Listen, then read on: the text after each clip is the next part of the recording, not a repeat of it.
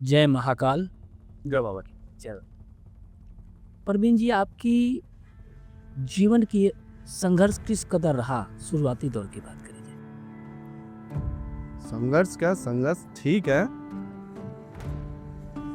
शुरुआत में घर की स्थिति खराब थी। हम भी दुनिया की तरह रखे खाया करते थे भगत जियों पे। तो किसी ने एक सलाह दी, कोई हमने गुरुजी बनाए। जी। उन्होंने शिक्षा दी कि धक्के खाने में कुछ नहीं रखा। अगर आपको कुछ करना है तो आप अपने घर के पितरों को, रैपाओं को, इनको पूजना चालू करो और अपने घर के कुल को, जी। जो आपके दादा परदादा पूजा करते थे, इनकी सेवा और इनकी पूजा पाठ चालू करो तो घर की स्थिति ठीक हो जाएगी। तो उसी सिद्धांत में मैं चलने लग गया। हमारी पोजीशन ज़्यादा खराब थी। उनके कहने के अनुसार जब पितरों को और कुल को हमने पूजना चालू करा तो घर की स्थिति बेहतर हो गई। उसके बाद गुरुजी ने कही कि हो गया। मैंने कहा, गुरुजी से पूछा मैंने, गुरुजी कैसे क्या करना है? गुरुजी ने कहा, क्या करना है तू सोच, मेरे को क्या सोचना। मैं, गुरुजी आपके ऊपर है, आपके सिद्धांत में चला तो आप मेरे को जैसे कहोगे वैसे करने को तैयार हूँ। तो गुरुजी ने कहा कुछ नहीं, कुछ टाइम मेरे को पड़ताल करी मेरे बारे में देखा, पता करा कि लड़का कैसा है कैसा नहीं है। उसके बाद मेरे गुरुजी ने मेरे पर हाथ रखे। कितने सालों के बाद गुरुजी ने हाथ रखा था सर? मेरे गुरुजी ने मेरे पर हाथ रखा था जी 6 से 7 साल के बाद, मुझे परखने के बाद। 6 से 7 साल के जो संघर्ष रहा, घर परिवार जैसे कहा कि आर्थिक स्थिति सही नहीं रहा, उन गुरुओं के सेवा की अस्तित्व देखा जाए किस कदर आपके साथ में गुजरा? क्योंकि घर परिवार को छोड़ के सारा टाइम गुरुओं के पास टाइम देना। स्थिति तो इतनी खराब हो गई थी, अब क्या बताऊं मैं।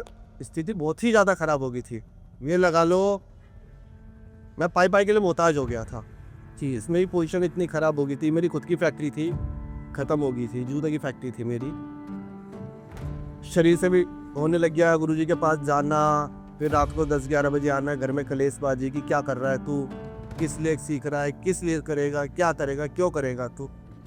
पर उस चीज़ को मैंने गौर ही नहीं दिया उस चीज़ के ऊपर। मैंने कब जो है ऊपर वाले के पास सौंप दी। मैंने, भाई अब आप जानो, आपका काम जाने। पर मैं अपनी तरफ से संघर्ष करता रहा। तो ये है, इंसान को कभी ज़िंदगी में हार नहीं माननी चाहिए।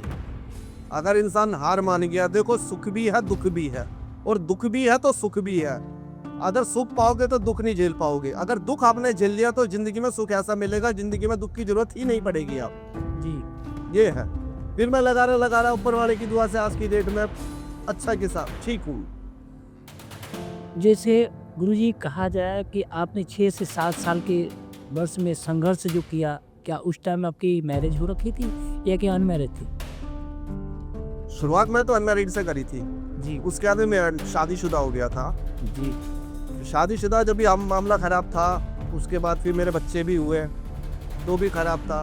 पर मैंने क्या कही, इंसान को हिम्मत नहीं हारनी चाहिए। अगर कुछ आपको प्राप्ति करनी है, आप कहीं भी जाओ, किसी भी तीर्थ पे जाओ, बिगर संघर्ष के और बिगर धक्के के आप किसी भी तीर्थ पे नहीं जा सकते जी। तो मेरे लिए एक तीर्थ ही है ये जी। मैंने जब संघर्ष करा, मेहनत करी, शरीर तोड़ा, हर चीज़ तोड़ी, तो आज उस काबिल हो गया हूँ कि मैं मेरे घर के पितर और मेरा कुल बेहतर। गुरुजी की, जैसे आपने कहा कि सेवा भाव में 6 से 7 वर्ष लगा दिए, आपने कहा कि आर्थिक स्थिति बिल्कुल नहीं था। क्या गुरु ने क्या क्या मंगाया, किस कदर से उनके पास गुजरना पड़ा, जरा विस्तार से बताएं। ये चीज़ बताने की नहीं होती। फिर भी गुरुजी एक स्थिति बताएं कि जो भी है ये ये चीज़ गुरु के साथ में आप गुरु परीक्षा लेता ही है जी। मैं नहीं हूँ, जितने भी है गुरु परीक्षा लेता ही है।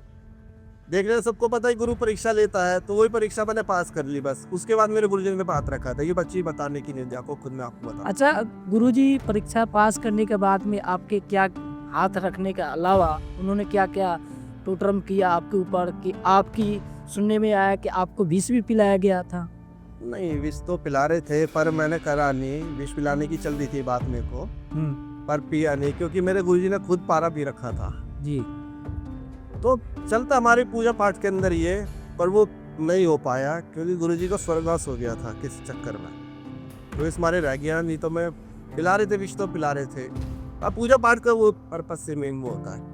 अभी आपकी बात करी जाए, इतने संघर्ष के बाद आप इस मुकाम पे पहुंचे हैं। अभी आपके शिष्य की बात करी जाए, पूरी दिल्ली में कितने शिष्य हैं आपके? ज़्यादा नहीं है मेरे, 18-20 है, ज़्यादा नहीं है। पर ये है शोबाजी किसी को नहीं, साइलेंट रहो, काम धंधा करते हैं अपना। जी मैं खुद काम धंधा करता हूँ, जी शोबाजी नहीं कि हमने सीख रखा है। बाकी हमारे पास कोई आ जाता है ट्रीटमेंट के लिए, आई मीन पूजा पाठ के लिए, तो हम तैयार रहते हैं। हम ये नहीं कहते रात को कई जने होते हैं, आज कहने बन रहे हैं कि 12 बज रहे, रात को 1 बज रहे, 2 बज रहे, दिक्कत आएगी, तो नहीं, हम 24 घंटे अवेलेबल रहते हैं। अच्छा गुरुजी, एक चीज आपके बारे में सुना है कि किसी के पास कुछ हो या ना हो, आप परेशानी में, दुख में, समस्या में हो, तो आप ऑटोमेटिक अपना पैसा लगा कर उनको सेवा भाव, पूजा पाठ जो भी होता है करते हैं। तो यही सिद्धांत कहता है आपको। देखो जी, आज हमको जो कर्म दिया गया है, ये गुरु के दिवस से, गुरु के आशीर्वाद से, हमको अपने पर्सनल यूजिंग के लिए नहीं दिया गया। हमारे पास पल्ला पड़ा, मेरे पास 10 रुपये पड़े, अगर कोई मेरे को बोलेगा भाई जरूरत है 10 रुपये ले जाओ आप, ठीक है। आज की डेट में किसी को दिक्कत हो रही है, कुछ भी चाहिए, ब्लड चाहिए, कोई घर में कुछ भी हो रहा है, देखो जो हमारे से बनती है हम करते हैं जरूर, उसके लिए हम पीछे नहीं है बिल्कुल भी। जी गुरुजी, अब देखा गया कि लगातार समस्याएं तो बढ़ते रहे, पितरों के मनाने के लक्ष्य क्या है, किस तरह से पितरों को मनाया जाए? देखो जी, पितरों का लक्ष्य ये है, आज की डेट में देखो जी, किसी को क्या बोले, सबसे पहला कर्म हमारे घर के अंदर, देखो जैसे हम पूजा पाठ करते हैं, कोई कहता है मेरा देवता पूछ, कोई कहता है मेरा देवता पूछ, कोई कुछ कहता है, कोई कुछ कहता है, पर उसे सीढ़ी नहीं बताता। सबसे पहली हमारी सीढ़ी जो होती है, हमारे घर के बुजुर्ग होते हैं, पूजा पाठ। जी ठीक है जी, उन पूजा पाठों पितरों से पहले देखा जाए तो माँ बाप ही हो गए। माँ बाप के बाद हो गया हमारा कुल देवता, पितर भी है। माँ बाप क्या है, हमारे पितर हो गए, ग्रैपा उत्प्रोत हो गए, जिनको हमारे माँ बाप ने पैदा करा, इनको मनाना, इनके संग ये जिनको पूजा करते थे उनको मनाना, वो कहते हैं हम कुल, जो हमारी पीढ़ी दर पीढ़ी चल रही है। ये 2 चीज़ हमारे को मनानी पड़ती है, जिसमें कि मनाने के लिए हम माता की पूजा करते हैं जी। साफ बताऊँ आपको, भाई माता की पूजा हम किस बेस पे करते हैं? जब हमारे घर के अंदर पितर और हमारे कुल ही नहीं है, तो माता की किस बेस पे हम पूजा करेंगे? कोई भी देवी देवता लगा हुआ, जब हमारे घर के अंदर हमारे बुजुर्ग बैठे हैं, हम बुजुर्गों को बिगर पूजा करे, बिगर पाठ करे, बिगर कुछ करे, हम किसी और को पूजेंगे तो हमारे घर में नुकसान ही नुकसान है। कोई बता दो, अगर कोई कर्म करता है तो सुखी हो जी, कोई सुखी नहीं है।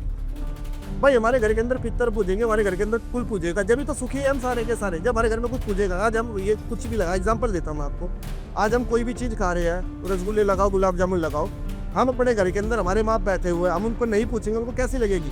वो बुरी लगेगी। भाई बुरी लगेगी तो उसका साइड इफेक्ट हमारे को पड़ेगा ना, ठीक है। जब हम अपने, हमारे घर वाले ही अपने बड़ों को नहीं पूजेंगे और हम अपने बड़ों को नहीं पूजेंगे, तो उसका साइड इफेक्ट हमको ही भुगतना पड़ेगा और कोई नहीं भुगतेगा उसको जी। ये होता है इसके अंदर। अब इसको मनाने का तरीका ये है जी, अब मंदिर में पूजा पाठ करते हैं हम। मंदिर के अलावा हम जो पितरों की होती है, पितरों की पूजा पाठ हम मंदिर से अलग कर सकते हैं। तो साफ सुथरी जगह पे, वहाँ पे देसी घी की चिरागी लगेगी, मुंह होना चाहिए उसका पूरब की साइड पे, जहाँ से सूरज उगता है जी, और लगेगी अपने देसी घी की लंबी वाली बत्ती से। और जैसे हमारे घर के अंदर कोई भी चीज़ हमारे सुबह सुबह निकलती है, चाय बनती हो, घर के अंदर खाना बनता हो, पहला खाना ये पहली चाय, जैसे हम खाने को इच्छा रखते हैं ना, वैसे हमारे घर के बुजुर्ग भी इच्छा रखते हैं खाने की, तो थोड़ा थोड़ा खाना उनके नाम का आप रख दो उनके पास जी। उसमें हमारा कुछ रिश्ता नहीं, ना वो हमसे पैसा मांग रहे, ना लगते कुछ नहीं मांग रहे। भाई हमारा फर्ज बनता है, जैसे हम खाना जानते हैं वैसे हम खिलाना भी जानते हैं, वो तरीका कर लो। बाकी ना हमारे कुल, अगर हमारे घर के पितर बन गए तो कुल अपने आप ही ऑटोमेटिक बन जाएगा। जब हमारे घर के पितर ही नहीं बनेंगे तो कुल कहाँ से बनेगा हमारा जी। अभी फिलहाल देखा जा रहा है कि कई जगह यूट्यूब पे कई ऐसे समस्या देखा जा रहा है, कई ऐसे बाबाओं एक दूसरे को आरोप लगाते हुए नजर आ रहा है, और अधिकतर देखा जाए जो काम की बात हो जा रही है, जो व्यक्ति तरह से परेशान है, उन समस्या को लेकर उगाई गिरी जादू कर देते हैं। उस पर क्या कहना है आपको? कुछ नहीं कहने मेरे मालिक, नहीं क्या चक्कर है। अब जो देखो जिसके जैसे कर्म में लिखा वैसे वो कर्म कर रहा है जी।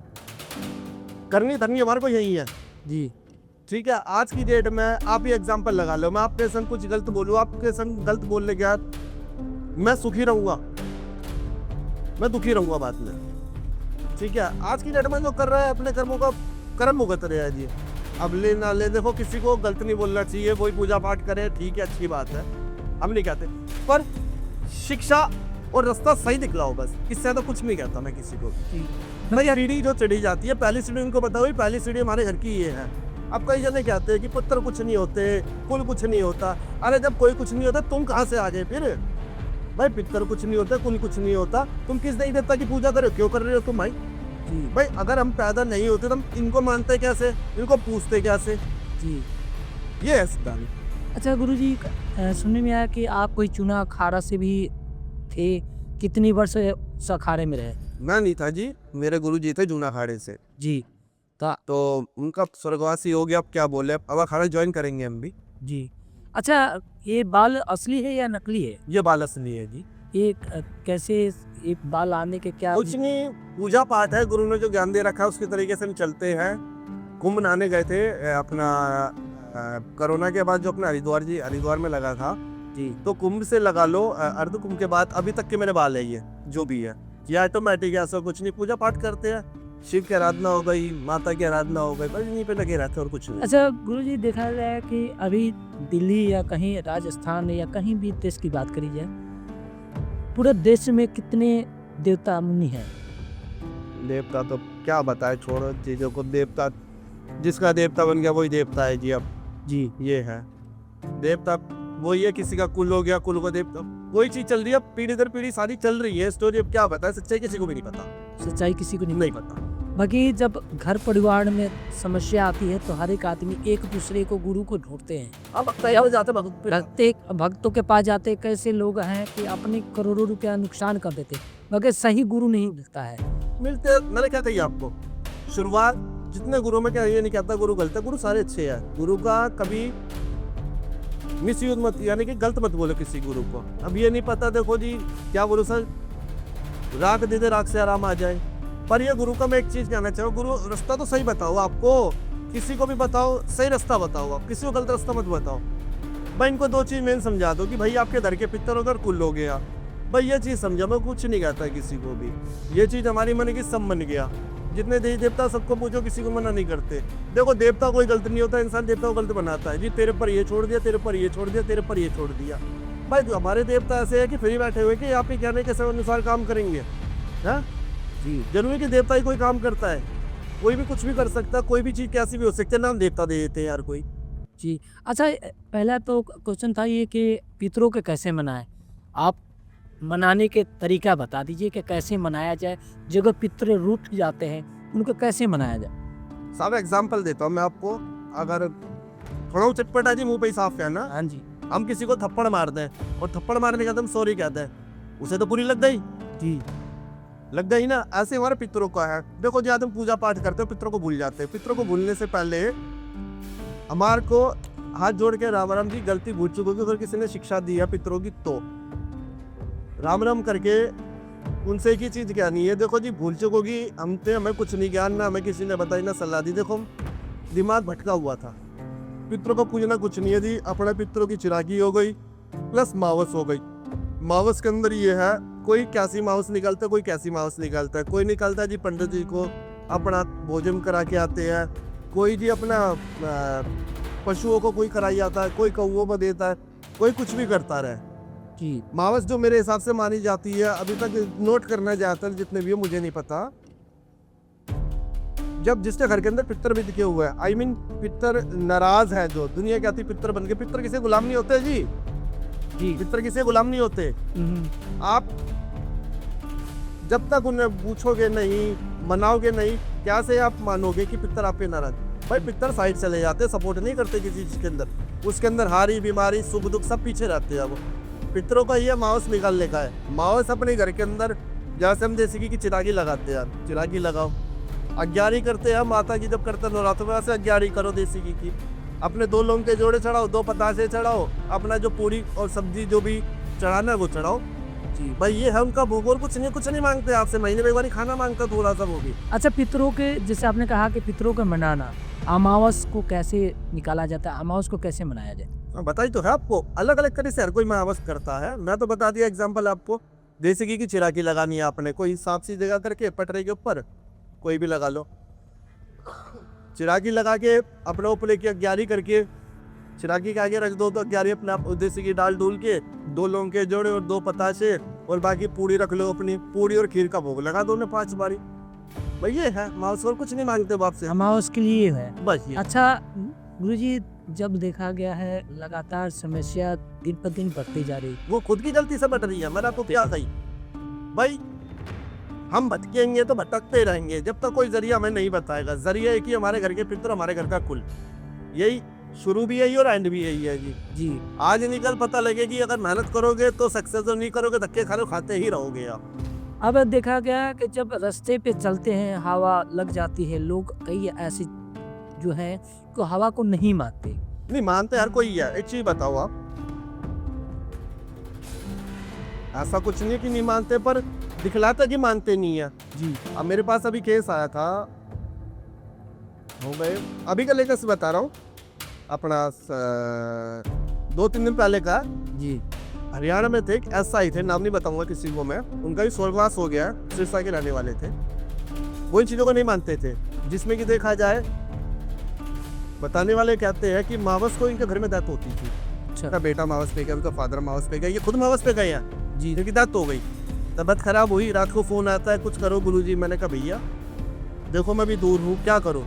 और हमारे जो ये एसआई साहब थे ये मानते नहीं थे जी कि हमने कुछ करा अपनी तरफ से, पर इनको पैरालाइज हो गया, कुछ भी जो होना था, तो अगले दिन इनको स्वर्गवास हो गया। जी, मतलब इसका इतना बड़ा परिणाम मिलता है। हाँ जी, नेगेटिव एनर्जी का बहुत बड़ा परिणाम मिलता है जी। अच्छा, इसको जैसे हवा लग जाता है उससे कैसे बचें, कैसे छुटकारा पाया जा सकता है, ये बताइए।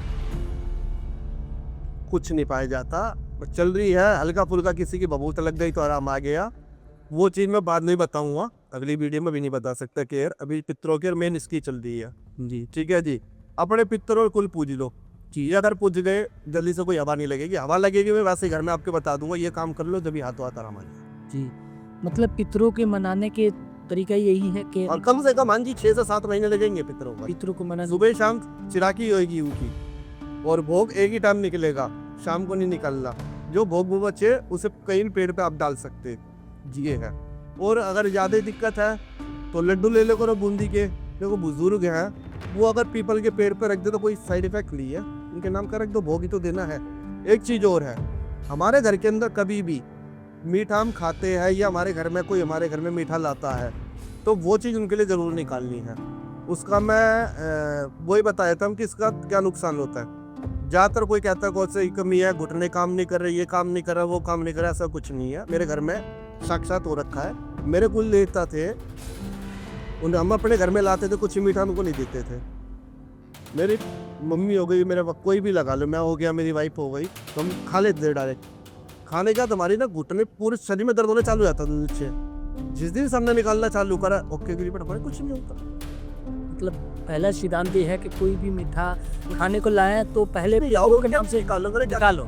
जब तक हम अपने बड़ों को नहीं पूजेंगे तो हमारे घर में कुछ नहीं हो सकता। अच्छा, आपने पितरों की तो बात बता दी, जब देवता को लोग को पता नहीं होता कि देवता का मनाया कैसे जाता है, देवता के अलग अलग तरीके से नहीं, कई है कि देवता को मनाया नहीं जाता, देवता के बारे में पता नहीं हमारे देवता कौन है, तो बीच में मैं बता दूंगा आपको कि देवता किसके कौन से हैं, फिर तो गुफ्तगू अलग चलेगी ना। अभी तो वीडियो अपनी कर रहे हैं, अभी आराम आराम सब बता दूंगा। किसी का देवता नहीं पता तो फिर आगे इसका भी निकालेंगे कोई ना कोई साधन कि किस तरीके से पता करा जाए कि इनके देवता कौन थे। जब सामने किसी व्यक्ति को कुछ समस्या होता है और उस व्यक्ति को अनजान है, यूट्यूब पे कहीं ढूंढता है, उस पता हो रहा है, उस चीज़ के लिए आप क्या रास्ता बताएंगे कि वो उस चीज़ को ना भटके, अपने पितरों को मनाए, उनको क्या रास्ता कुछ बताएं? नहीं कहना, देखो जी साफ कहना, सुखी रहना, वीडियो पहुंच जाओ भाई, मेरे को बता दो वीडियो जितनी बन रही है, हकीकत में नाश के अलावा कुछ नहीं है। ज़्यादातर फोकस अपने घर में पूजा पाठ पे लगाओ, ठीक है जी। अगर घर में पूजा पाठ पे फोकस लगाओगे जल्दी जरूरत नहीं पड़ेगी आपको किसी चीज़ को करने की। ये चीज़ें ऐसी होती है पूरी ज़िंदगी साथ नहीं छोड़ती जी, ये आपका भी नहीं छोड़ेंगी, आपके जब आपका स्वर्गवास हो जाएगा आपकी औलाद पे भी आएगी, तो औलाद आपकी ऐसी नहीं है कि वो इस पूजा पाठ को कर सके।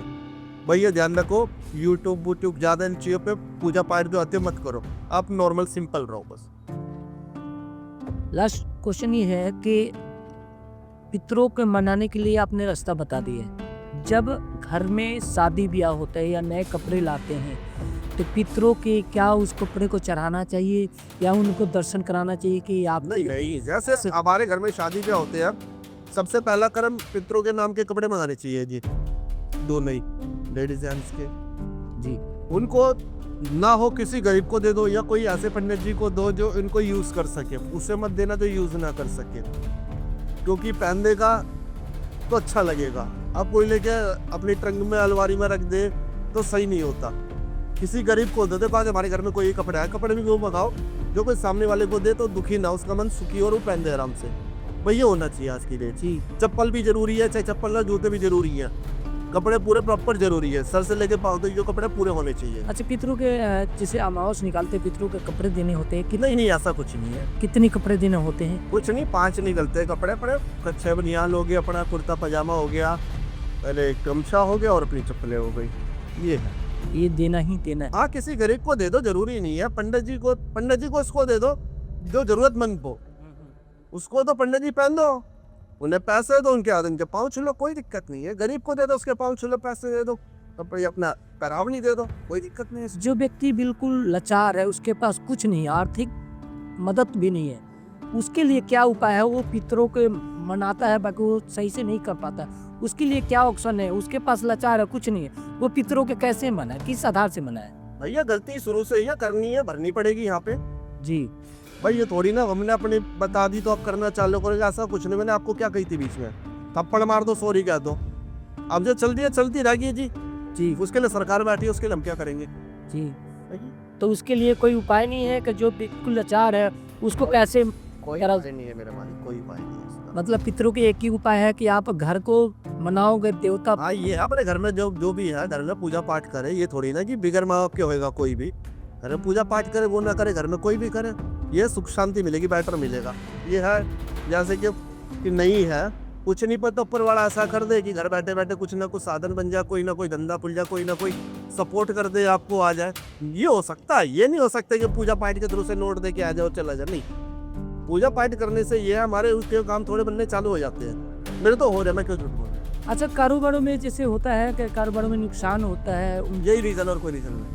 पितरों के ही हाँ, ये भी हो गया, नेगेटिव एनर्जी होगी, देखो पितर नहीं मरेंगे, नेगेटिव एनर्जी कोई भी, देखो आज की डेट में अपने ही होते हैं, कोई नुकसान होता है, क्यों पनप रहा है, क्यों आगे जा रहा है, भाई यही पूजा पाठ करो, अपने आप सब देख लेते हैं फिर हमारे ऐसा। अच्छा, निगेटिव एनर्जी कैसे लगता है, क्या रीजन होता है, किस वजह से पकड़ता है?